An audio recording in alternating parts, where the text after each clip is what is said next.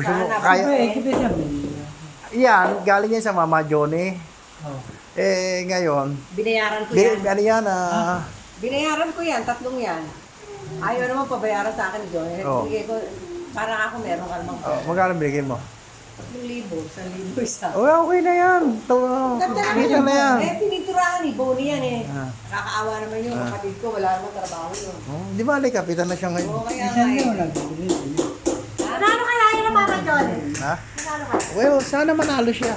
Alam mo, Nagtatrabaho na ako sa barangay eh. alam mo ha, Kapa, Magkano siya magtrabaho ka na sa kanya? Oo. alam mo, tinawagan ako si Vicky mo kahapon Ah. nasa dialysis ako. ah, Baka doon gusto ko bumili ng ng St. Peter. Sabi ko, may pera na ako. Eh, meron na ako St. Peter. Magkano ba niya binibenta?